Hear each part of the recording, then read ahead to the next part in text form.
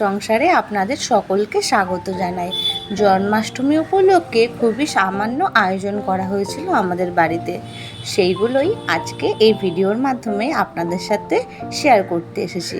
সকাল সকাল সকল রকম ভোগ রান্না করা, গোপুর আসন তৈরি করা, সবটাই কিন্তু মা আর আমার মামাতো ননদ দুইজনে মিলেই করেছে। শরীর অসুস্থ থাকার কারণে আমি সারাদিন বিছানা থেকেই সেরকম উঠতে পারিনি, তাই গোপুর অভিষেক মা বাবাইকে দিয়েই করিয়েছে। আর দেখো কি সুন্দরভাবে আমার গোপু স্নান করছে আজকে দুধ গঙ্গার জল দিয়ে। আরে বাবাই কিন্তু এইসব একদমই পছন্দ করতো না, কিন্তু কথায় আছে না, সঙ্গ দোষে অঙ্গ নষ্ট।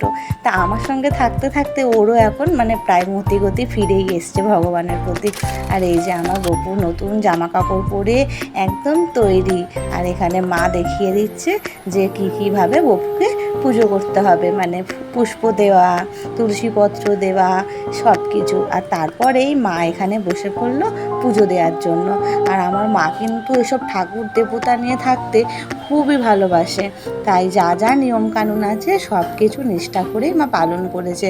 চন্দন মিশ্রিত পুষ্প দিয়ে ধূপ প্রদীপ প্রজ্বলিত করে গোপুর আরতি করে মা কিন্তু শ্রীকৃষ্ণের অষ্টতর শতনাম পাঠ করতে লেগে গেছিলেন। আর এই যে দেখো কি সুন্দর আজকে আমার মা আমার হয়ে পুজোটা করে দিল।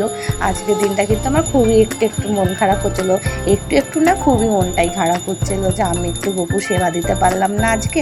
তবে কি হয়েছে, তখন আমি মনকে সান্ত্বনা দিলাম, রাধা অষ্টমী তো আসছে, তো রাধা অষ্টমীর দিন আমি গোপুকে আবার ভোগ দেব। তাই এখানে কিন্তু মাকে আমি ডেকে এনেছিলাম, ফোন করেছিলাম যে আসো, এসে একটুখানি করে দিয়ে যাও আমার বাড়ির পুজোটা। তাই মা কিন্তু এখানে এসেছিল। আর আমার আজকের দিনটা এত সুন্দরভাবে আমাদের কেটেছে, বলার মতো না আর কি। মা আর ননদ যদি না থাকতো তাহলে কিন্তু আজকের দিনটা এইরকম হতো না। আর এই যে দেখো, যেরকম বললাম, শ্রীকৃষ্ণের যে অষ্টতর শতনামের বই আছে, মা সেটা পাঠ করা শুরু করলেন। আর এর পাশে আমি বসেই ছিলাম, আর অষ্টতর শতনাম পাঠ করা হয়ে গেছে। মা এখন শঙ্খ আর ঘণ্টা বাজিয়ে তার আরতি করে নিচ্ছে, তাকে পুজো করে নিচ্ছে। তো আজকে আমাদের দিনটা এরমভাবেই কাটলো।